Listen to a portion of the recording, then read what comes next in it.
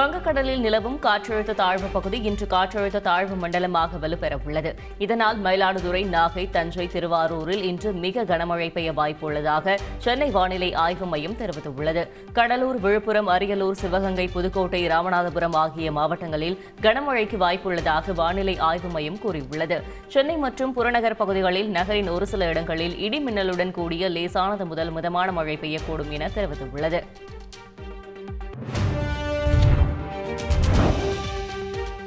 நாடாளுமன்ற குளிர்கால கூட்டத்தொடர் டெல்லியில் இன்று தொடங்குகிறது. நாடாளுமன்ற குளிர்கால கூட்டத்தொடர் இன்று தொடங்கி டிசம்பர் 20ஆம் தேதி வரை நடைபெறவுள்ளது. இதையொட்டி பாதுகாப்புத்துறை அமைச்சர் ராஜ்நாத் சிங் தலைமையில் அனைத்துக் கட்சி கூட்டம் நேற்று நடைபெற்றது. இந்த கூட்டத்தொடரில் ஒரே நாடு, ஒரே தேர்தல், வக்ஃபு வாரிய சட்ட திருத்தம் உட்பட 15 மசோதாக்களை தாக்கல் செய்ய மோடி தலைமையிலான மத்திய அரசு பட்டியலிட்டுள்ளதாக தகவல்கள் வெளியாகியுள்ளன. எந்த விவாதத்திற்கும் அரசு தயாராக உள்ளதாக மத்திய அமைச்சர் கிரண் ரிஜிஜூ தெரிவித்துள்ளார். டெல்லியில் நடைபெற்ற அனைத்துக் கட்சி கூட்டத்திற்கு பிறகு செய்தியாளர்களை சந்தித்த அவர் அனைத்துக் கட்சிகளும் பல்வேறு பிரச்சினைகள் குறித்து விவாதிக்க கேட்டுள்ளதாக சுட்டிக்காட்டினார். எந்த சலசலப்பும் ஏற்படாமல் இரு அவைகளும் அதிகாரப்பூர்வமாக முறையில் நடத்த எதிர்க்கட்சிகள் ஒத்துழைக்க வேண்டும் என வேண்டுகோள் விடுத்தார். அரசியலமைப்பு தினத்தை ஒட்டி நாளை இரு அவைகளும் நடைபெறாது என கிரண் ரிஜிஜூ தெரிவித்தார். தமிழ்நாட்டின் உரிமைக்காக நாடாளுமன்றத்தில் குரல் எழுப்புவோம் என திமுக எம்பி கனிமொழி தெரிவித்துள்ளார். சென்னை விமான நிலையத்தில் செய்தியாளர்களிடம் பேசிய அவர், முதலமைச்சர் ஸ்டாலின் அறிவுறுத்தலின்படி தமிழ்நாட்டிற்கான நிதி ஒதுக்கீடுகள் மற்றும் உரிமைகள் தொடர்பாக நாடாளுமன்ற கூட்டத்தொடரில் பேசப்படும் என உறுதியளித்தார்.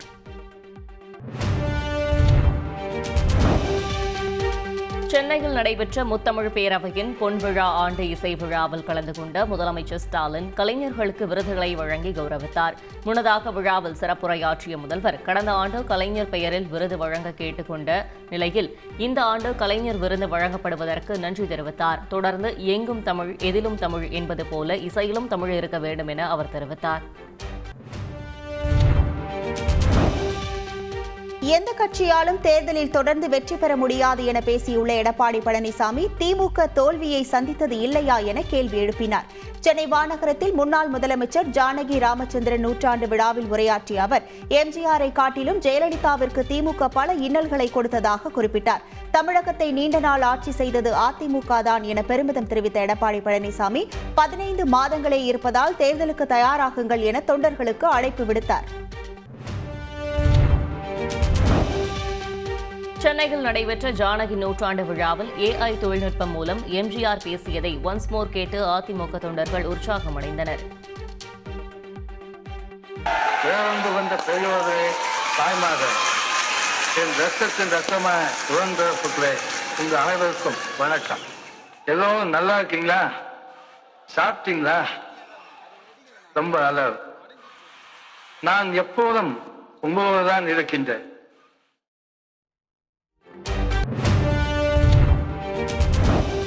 தான் அரசியலுக்கு வருகிறேன் என்று சொன்னபோது பல பேர் ஆலோசனை சொல்ல வந்ததாகவும், அதனை கேட்டிருந்தால் நிம்மதி உள்ளிட்ட அனைத்தையும் இழந்திருக்க வேண்டியிருக்கும் எனவும் நடிகர் ரஜினிகாந்த் தெரிவித்துள்ளார்.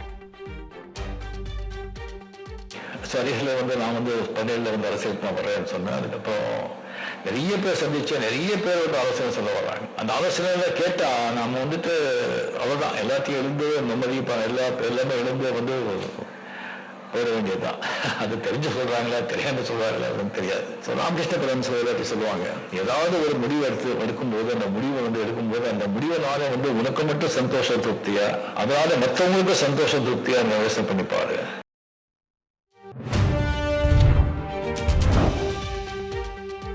தான் முதலமைச்சரின் மகன் என்ற எண்ணம் இல்லாமல் கட்சி வளர்ச்சிக்காக உதயநிதி ஸ்டாலின் 8 திக்கும் பாய்ந்து கொண்டிருப்பதாக அமைச்சர் துரைமுருகன் புகழ்ந்துள்ளார். வேலூர் மாவட்டம் காட்பாடியில் பேசிய அவர், உதயநிதி ஸ்டாலின் ஒரு நாள் கூட ஓய்வில்லாமல் உழைத்துக் கொண்டிருப்பதாக தெரிவித்தார்.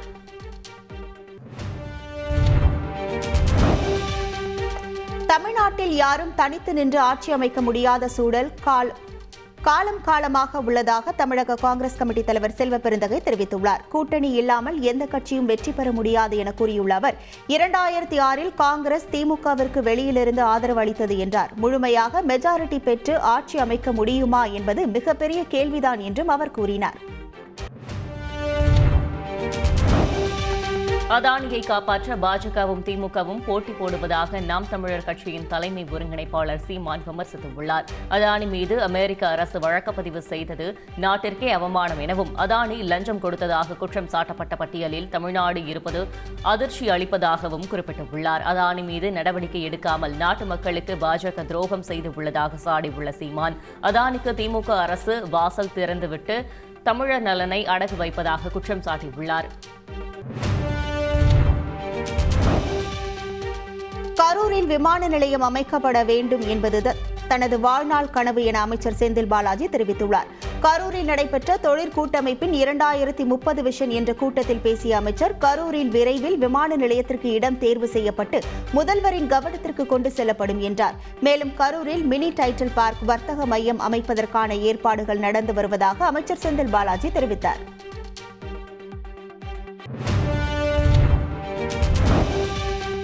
வரும் சட்டமன்ற தேர்தலிலும் அதிமுகவுடன் கூட்டணி தொடரும் என எஸ்டிபிஐ கட்சியின் மாநில தலைவர் நெல்லை முபாரக் தெரிவித்துள்ளார். திருப்பூரில் நடைபெற்ற மாநில பொதுக்குழு கூட்டத்திற்கு பிறகு செய்தியாளர்களை சந்தித்த அவர், ராணுவ வீரர்களின் புகழை சொல்கிறோம் என்ற பெயரில் ஒரு சமூகத்தை கொச்சைப்படுத்தும் விதமாக எடுக்கப்பட்ட அமரன் படத்திற்கு விளம்பர தூதராக முதலமைச்சர் ஸ்டாலின் செயல்பட்டதாக சாடினார். மக்களோடு மக்களாக இருக்கவே தனக்கு ஆசை என்றும், அதற்காக தான் ஆளுநர் பதவியை ராஜினாமா செய்ததாகவும் பாஜக மூத்த தலைவர் தமிழிசை சவுந்தரராஜன் தெரிவித்துள்ளார்.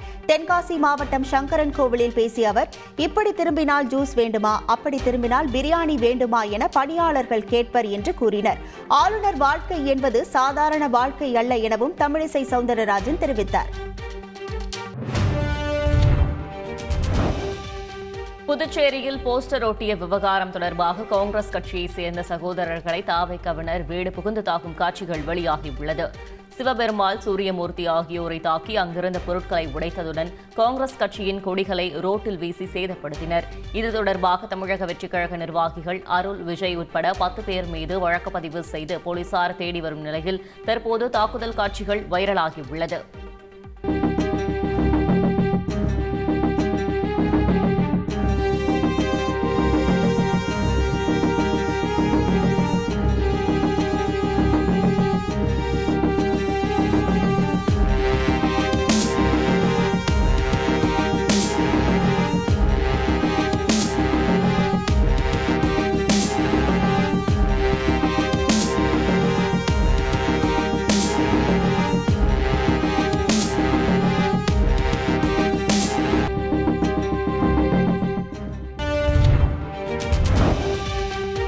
புதுக்கோட்டையில் விசாரணை கைதி உயிரிழந்த நிலையில் மாயமானதாக சந்தேகிக்கப்பட்ட டிஎஸ்பி அப்துல் ரஹ்மான் மருத்துவ சிகிச்சையில் உள்ளது தெரியவந்துள்ளது. உடல்நிலை சரியில்லாமல் சிகிச்சை பெற்று வருவதாகவும் உயர் அதிகாரிகளுக்கு தகவல் அளித்துள்ளதாகவும் டிஎஸ்பி அப்துல் ரஹ்மான் தெரிவித்துள்ளார். இதனிடையே விசாரணை கைதி விக்னேஷின் உடலை ஆலங்குடி ஜுடிஷியல் மேஜிஸ்ட்ரேட் விஜயபாரதி ஆய்வு செய்தார். பின்னர் உறவினர்களிடம் உடல் ஒப்படைக்கப்பட்டது.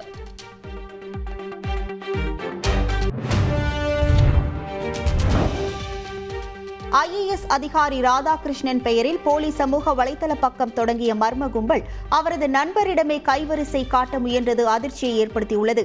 தமிழக அரசின் கூட்டுறவு மற்றும் நுகர்வோர் பாதுகாப்புத்துறை செயலாளரான ராதாகிருஷ்ணனின் புகைப்படம் மற்றும் பெயரை பயன்படுத்தி ஃபேஸ்புக் கணக்கை போலியாக உருவாக்கிய அந்த கும்பல் சிஆர்பிஎஃப்க்கு பணம் அளிக்குமாறு அவரது நண்பர்களுக்கே QR கோடை குறுஞ்செய்தியுடன் அனுப்பியுள்ளது. இதுபோன்று போலி சமூக வலைதள கணக்குகளுக்கு நட்பாகும்படி அணுகினால் தவிர்த்துவிடும்படி ராதாகிருஷ்ணன் கேட்டுக் கொண்டுள்ளார்.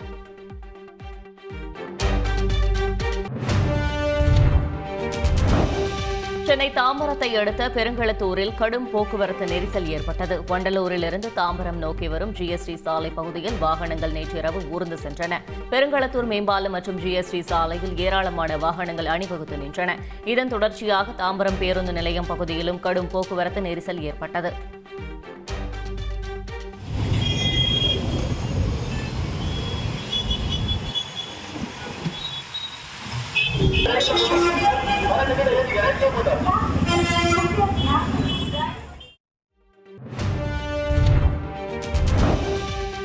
கன்னியாகுமரி மாவட்டம் ஆசாரிப்பள்ளம் அரசு மருத்துவக் கல்லூரி மருத்துவமனையில் மதுபோதையில் ரகளையில் ஈடுபட்ட 2 இளைஞர்களை பொதுமக்கள் பிடித்து போலீசாரிடம் ஒப்படைத்தனர். பள்ளிவிளை பகுதியைச் சேர்ந்த இளைஞர்கள் சிலர் மதுபோதையில் மருத்துவமனையில் அனுமதிக்கப்பட்டிருந்த நண்பரை பார்க்க சென்றபோது அங்கு நிறுத்தப்பட்டிருந்த இருசக்கர வாகனங்களை அடித்து உடைத்து சேதப்படுத்தியுள்ளனர். இதனால் மருத்துவமனை வளாகத்தில் இருந்த நோயாளிகளின் உறவினர்கள் அலறி அடித்து ஓடினர். அப்போது அங்கிருந்த பொதுமக்கள் இளைஞர்களை மடக்கி பிடித்து தர்ம அடி கொடுத்து போலீசாரிடம் ஒப்படைத்தனர்.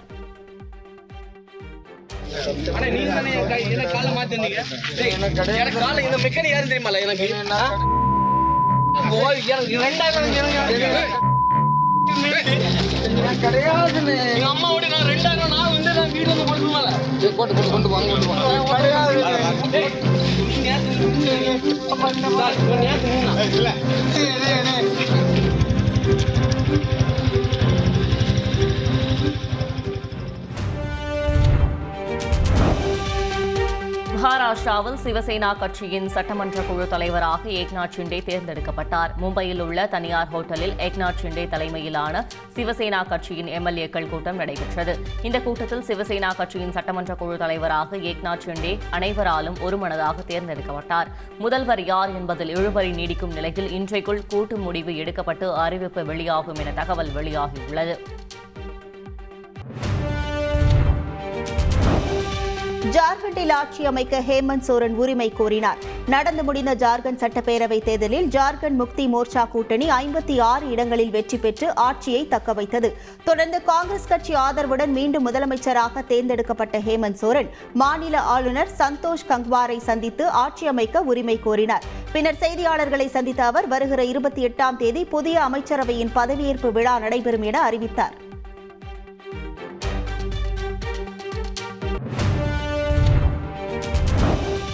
ராஜஸ்தான் மாநிலம் தித்வானா பகுதியில் நடைபெற்ற ராணுவ நிகழ்ச்சியில் பல்வேறு சாகச நிகழ்ச்சிகள் இடம்பெற்றன.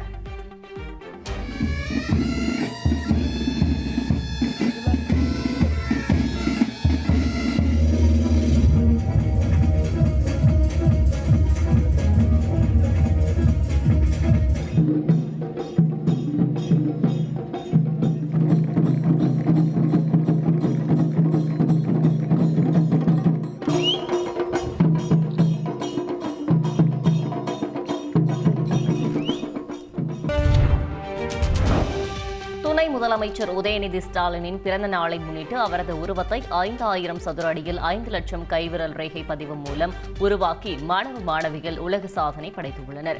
சென்னை கொரட்டூரில் ஓவியர் சிவராமன் தலைமையில் இந்த சாதனை நிகழ்ச்சி நடைபெற்றது.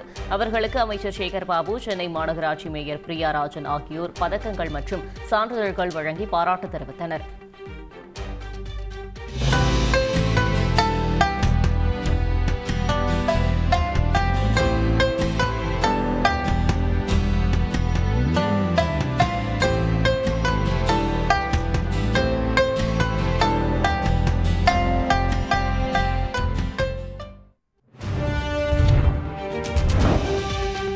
புதுச்சேரியில் லக்கி பாஸ்கர் பட பாணியில் வாட்ஸ்அப் விளம்பரம் மூலமாக 9 லட்சம் ரூபாய் மோசடி செய்யப்பட்ட சம்பவம் அதிர்ச்சியை ஏற்படுத்தியுள்ளது. புதுச்சேரியை சேர்ந்த ராஜா என்பவர் கஸ்டம்ஸில் பிடிபடும் விலை உயர்ந்த மின்சாதன பொருட்களை பாதி விலைக்கு வாங்கலாம் என்ற மர்ம நபரின் ஆசை வார்த்தையை நம்பி ஏமாந்துள்ளார். பல்வேறு தவணைகளாக 9,15,000 ரூபாய் பணத்தை வங்கிக் கணக்கிற்கு அனுப்பிய நிலையில் எந்த முன்னேற்றமும் இல்லாததால் ராஜா சைபர் கிரைம் போலீசாரை நாடியுள்ளார்.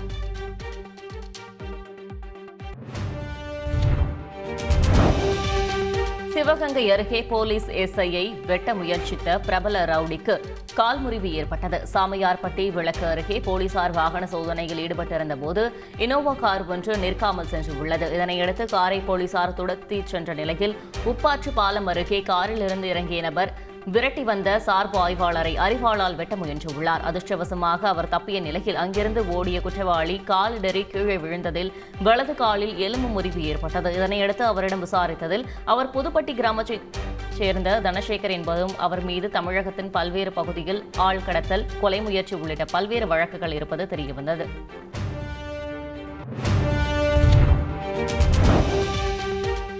காரைக்குடி அருகே 103 சவரன் நகைகள் திருடப்பட்ட வழக்கில் 2 பேரை போலீசார் கைது செய்து நகைகளை மீட்டனர். கருவியப்பட்டி கிராமத்தில் சேதுராமன் என்பவரது வீட்டிலிருந்து 103 சவரன் தங்க வைர நகைகள் திருடு போனது. இதுகுறித்த புகாரின் பேரில் போலீசார் 3 தனிப்படைகள் அமைத்து தீவிர விசாரணை மேற்கொண்டனர். இந்த நிலையில் எதிர் வீட்டை சேர்ந்த சுரேஷ் என்பவரை சந்தேகத்தின் பேரில் பிடித்து விசாரித்த போது ஆடம்பர செலவுக்காக நகைகளை திருடியதை ஒப்புக்கொண்டார். இதையடுத்து சுரேஷிடம் நகைகளை வாங்கிய காரைக்குடியை சேர்ந்த சோமசுந்தரத்தை கைது செய்து நகைகளை போலீசார் மீட்டனர்.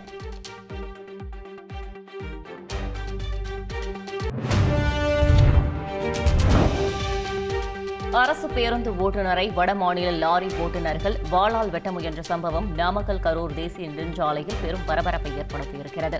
ராசம்பாளையம் சுங்கச்சாவடி அருகே கரூரிலிருந்து வடமாநிலம் நோக்கி சென்ற லாரியை சேலம் நோக்கி சென்ற அரசு பேருந்து முந்தி செல்ல முயன்றபோது பிரச்சினை வெடித்துள்ளது. தட்டி கேட்ட அரசு பேருந்து ஓட்டுநரை வடமாநில ஓட்டுநர்கள் வாளால் தாக்க முயன்ற நிலையில் பயணிகள் அவர்களை பிடித்து போலீசில் ஒப்படைத்தனர்.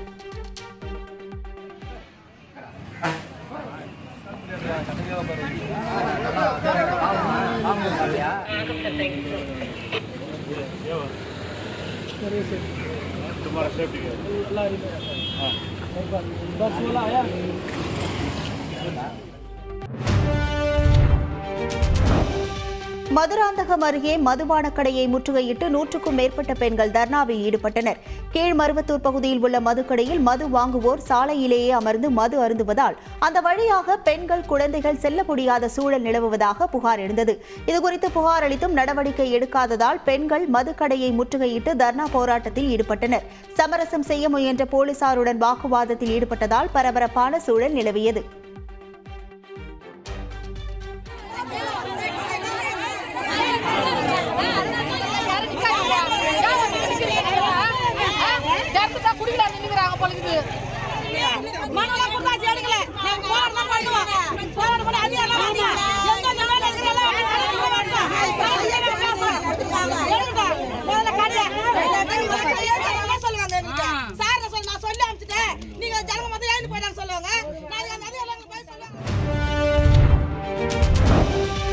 செங்கல்பட்டு மாவட்டம் திருக்கழுக்குன்றத்தில் பேராசிரியர் சுல்தான் அகமது இஸ்மாயில் எழுதிய மண்நல புரட்சி பாதை என்னும் நூலின் வெளியீட்டு விழா நடைபெற்றது. இந்த நிகழ்ச்சிக்கு சிறப்பு அழைப்பாளராக உழவன் பவுண்டேஷன் நிறுவனரும் திரைப்பட நடிகருமான கார்த்திக் கலந்து கொண்டு நூலினை வெளியிட்டு சிறப்புரையாற்றினார்.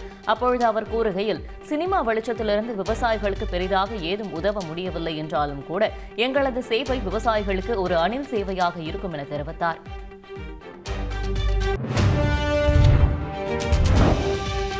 பெர்ட் புயல் தாக்கத்தால் இங்கிலாந்து மற்றும் வேல்ஸின் சில பகுதிகளில் கடுமையான வெள்ளப்பெருக்கு ஏற்பட்டது. வீடுகள் மற்றும் தெருக்களில் தண்ணீர் சூழ்ந்துள்ளதால் குடியிருப்பு வாசிகள் மீட்பு குழுவினர் பத்திரமாக வெளியேற்றினர். குடியிருப்பு பகுதிகளில் புகுந்த தண்ணீரை பொதுமக்கள் வாளி மூலம் அப்புறப்படுத்தும் காட்சியையும் பார்க்க முடிந்தது.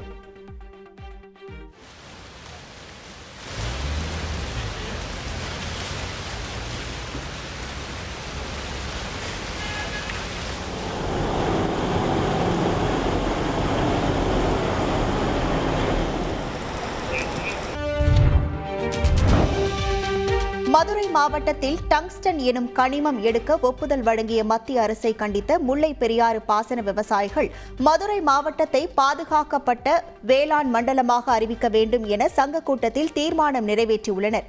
மேலும் கோரிக்கைகளை வலியுறுத்தி வரும் 29ஆம் தேதி மேலூரில் கடையடைப்பு செய்து மாபெரும் கண்டன ஆர்ப்பாட்டம் நடத்தப்படும் எனவும் அறிவித்துள்ளனர்.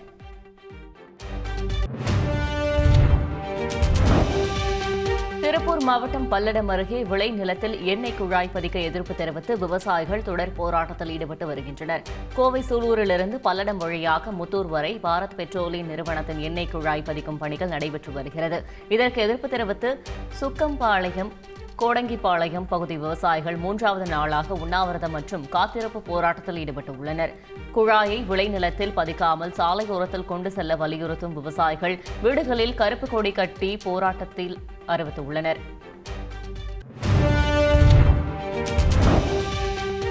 தென்காசி மாவட்டம் குற்றாலத்தில் தமிழ்நாடு அரசால் ஏற்படுத்தப்பட்டுள்ள ட்ரெக்கிங் வசதி குறித்து மாவட்ட ஆட்சியர் விழிப்புணர்வை ஏற்படுத்தினார். தமிழ்நாடு மலையேற்ற திட்டத்தின் கீழ் குற்றாலம் வரும் சுற்றுலா பயணிகளுக்காக ட்ரெக்கிங் வசதி செய்து தரப்பட்டுள்ளது.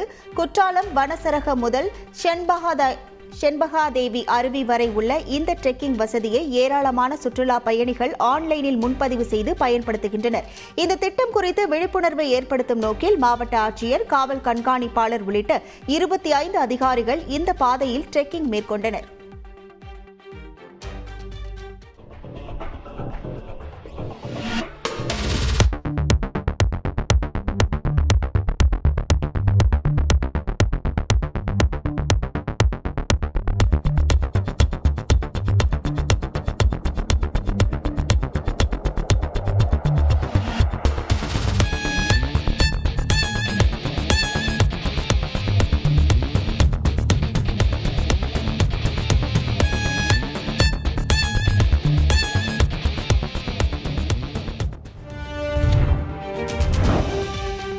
தெலங்கானாவில் புதிதாக பிறந்த நாய்க்குட்டிகளுக்காக தொட்டில் விழா கொண்டாடப்பட்டது. ஜக்தியால் மாவட்டம் மெட்பள்ளி டவுனைச் சேர்ந்த குடும்பத்தினர் சிட்சு இனத்தை சேர்ந்த நாயை செல்லப்பிராணியாக வளர்த்து வந்தனர். இந்த நாய் புதிதாக 4 குட்டிகளை ஈன்றது. இதனால் மகிழ்ச்சியடைந்த குடும்பத்தினர் நாய்க்குட்டிகளை தொட்டிலில் போட்டு விழா கொண்டாடினர்.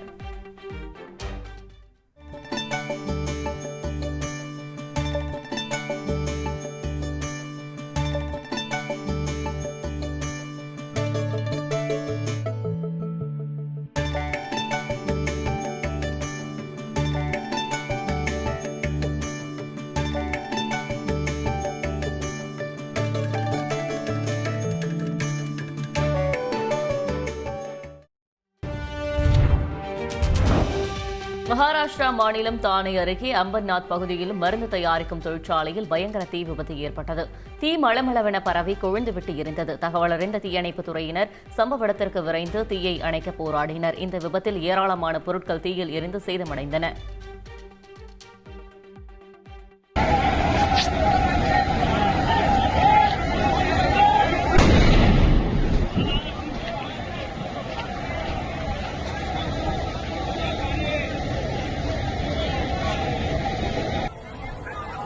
बापरे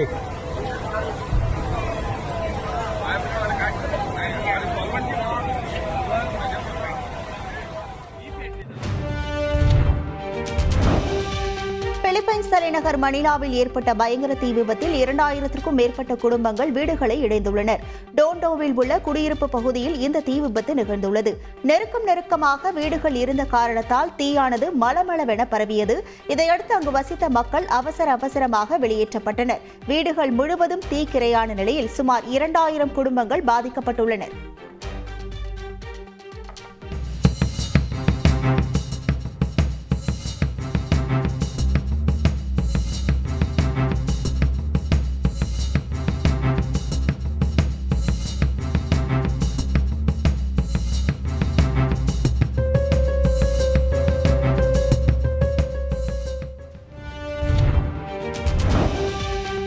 IPL ஏலத்தின் போது சென்னை அணி நிர்வாகிகளை சந்தித்த பிராவோ மொபைல் ப்ளூடூத் வாயிலாக ஒருவருடன் பேசிய காட்சிகளை CSK நிர்வாகம் வெளியிட்டுள்ளது. எதிர்முனையில் தோனியுடன் தான் பிராவோ பேசியதாக ரசிகர்கள் கருத்து தெரிவித்து வருகின்றனர்.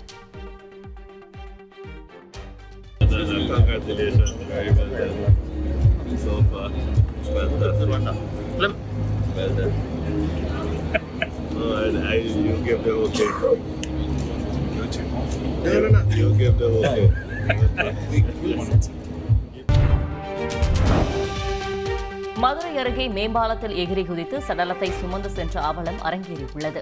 மதுரை கிழக்கு சட்டமன்ற தொகுதிக்கு உட்பட்ட மீனாட்சிபுரம் கிராமத்தில் உள்ள மயானத்திற்கு செல்வதற்காக ஓடையில் பாலம் கட்டி முடிக்கப்பட்டது. சுமார் 3 அடி உயரத்திற்கு பாலம் கட்டப்பட்டுள்ள நிலையில் அதனை இணைக்கும் பாதையை அமைக்காமல் அப்படியே பணி முடிந்ததாக கூறி அதிகாரிகள் சென்றதாக கூறப்படுகிறது. இந்த சூழலில் மீனாட்சிபுரத்தை சென்றது 65 வயதான மூதாட்டி உயிரிழந்ததால் அவரது சடலத்தை 3 அடி உயர பாலத்தில் ஏறி குதித்து உறவினர்கள் தூக்கிச் சென்றனர்.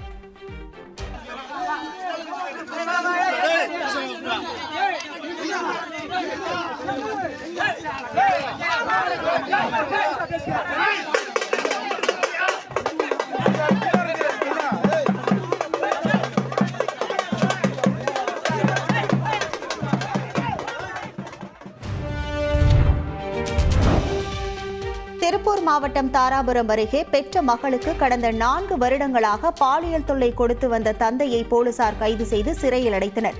12 வயது சிறுமியிடம் அவரின் தந்தையே அத்துமீறிய இந்த விவகாரம் சிறுமியின் பள்ளியில் நடைபெற்ற போக்சோ சட்டம் குறித்தான விழிப்புணர்வு நிகழ்ச்சியில் வெளிச்சத்திற்கு வந்திருக்கிறது. தன் தந்தையாலேயே தான் சந்தித்த பாலியல் நெருக்கடிகளை பள்ளி ஆசிரியர்களிடம் சிறுமி தெரிவித்திருக்கிறார். இதனை அறிந்து அதிர்ச்சியடைந்த சிறுமியின் தாயார் தன் கணவர் மீது போலீசில் புகார் அளித்ததை அடுத்து சிறுமியின் தந்தையை போலீசார் கைது செய்து சிறையில் அடைத்தனர்.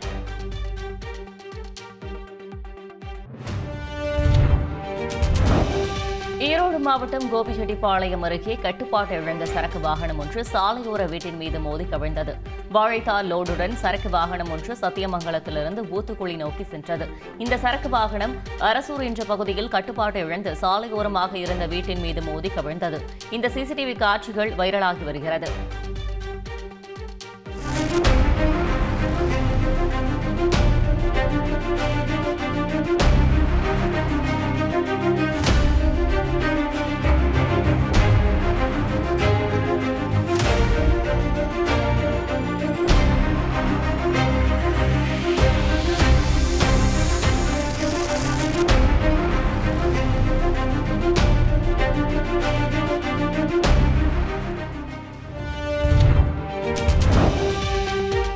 புகழ்பெற்ற தஞ்சை பெரிய கோவிலின் எழில்மிகு அழகை காணவும் பெருவுடையாரை தரிசனம் செய்யவும் சபரிமலை செல்லும் பக்தர்களும் வெளிநாட்டு சுற்றுலா பயணிகளும் குவிந்தனர்.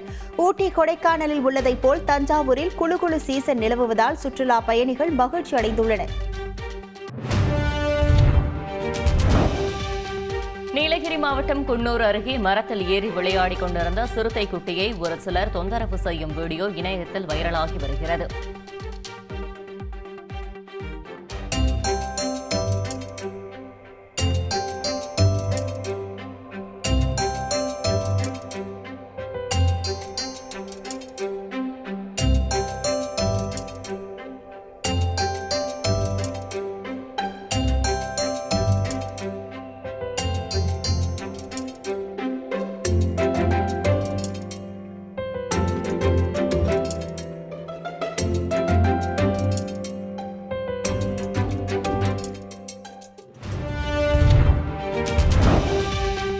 கர்நாடக மாநிலம் யாதகிரி மாவட்டத்தில் திடீரென ஊருக்குள் புகுந்த முதலையால் பரபரப்பு ஏற்பட்டது.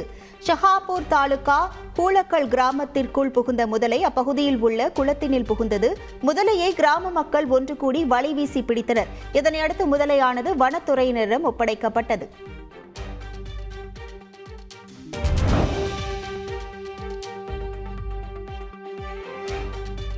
ராமநாதபுரம் மாவட்டத்தில் டெங்கு காய்ச்சலால் பாதிக்கப்பட்டவர்களின் எண்ணிக்கை 35ஆக உயர்ந்துள்ளது. மாவட்டத்தின் பல்வேறு பகுதிகளில் கடந்த சில தினங்களாக பலத்த மழை பெய்த நிலையில் பல இடங்களில் தண்ணீர் தேங்கி கழிவு நீருடன் கலந்து சுகாதார சீர்கேடு ஏற்பட்டுள்ளதாக பொதுமக்கள் தெரிவித்துள்ளனர்.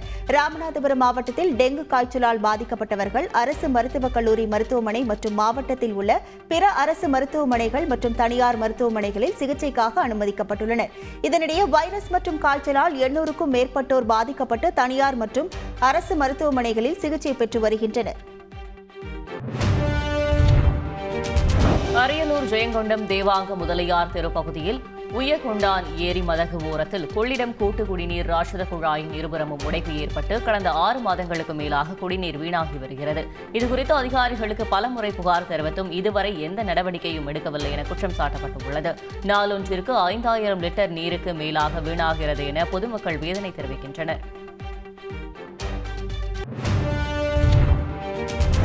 கடையநல்லூர் அருகே வெளியூர் எலுமிச்சைகள் வரவால் உள்ளூர் எலுமிச்சம் பழங்களுக்கு விலை இல்லை என விவசாயிகள் வேதனை தெரிவித்துள்ளனர். தென்காசி மாவட்டத்தில் லெமன் சிட்டி என்று அழைக்கப்படும் புளியங்குடியை சுற்றியுள்ள பகுதிகளில் பிரதான தொழிலாக எலுமிச்சை விவசாயம் செய்யப்படுகிறது. ஆனால் கடந்த சில மாதங்களாக இங்குள்ள வியாபாரிகள் ஆந்திரா மற்றும் பட்டுக்கோட்டை போன்ற நகரங்களில் இருந்து அதிக அளவு எலுமிச்சம் பழங்களை இறக்குமதி செய்வதாக கூறப்படுகிறது. இதனால் உள்ளூர் எலுமிச்சம் பழங்களுக்கு உரிய விலை கிடைக்காமல் போவதாக விவசாயிகள் ஆர்ப்பாட்டத்தில் ஈடுபட்டனர்.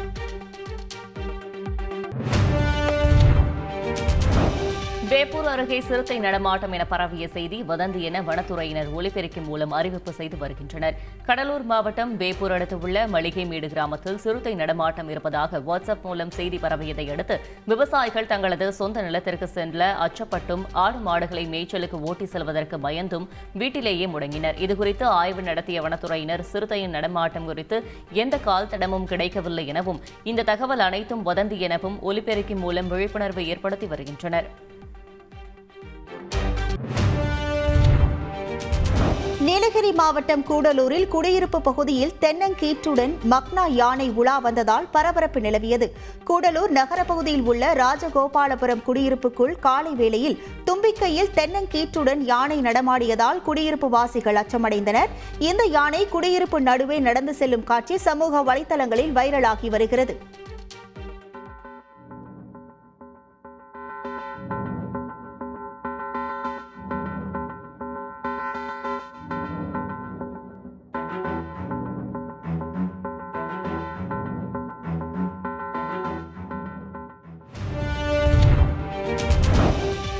உலகின் பிரபலமான பாரிஸின் சாம்ஸ் எலிசீஸ் அவென்யூவின் கிறிஸ்துமஸ் கொண்டாட்டம் துவங்கிவிட்டது. அங்கு உள்ள 400 மரங்களிலும் LED விளக்குகள் பொருத்தப்பட்டு வீதிகளை அலங்கரிக்கின்றன. இந்த விளக்குகள் அடுத்த ஆண்டு ஜனவரி 5ஆம் தேதி வரை ஒவ்வொரு இரவும் எரிய உள்ளது குறிப்பிடத்தக்கது.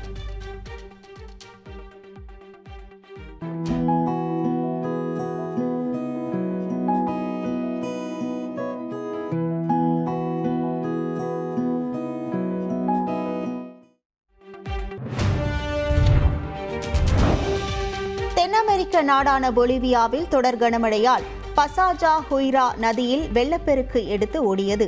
லா பாஸின் புறநகரில் உள்ள பாஜோ லொஜேட்டாவை வெள்ளநீர் சூழ்ந்தது. வீடுகளுக்குள் முடங்கியுள்ள பொதுமக்கள் மீட்பு படைகளுக்காக காத்திருக்கின்றனர். வெள்ளத்தால் 26 பேர் படுகாயமடைந்ததுடன் 40க்கும் மேற்பட்ட வீடுகள் சேதமடைந்துள்ளன.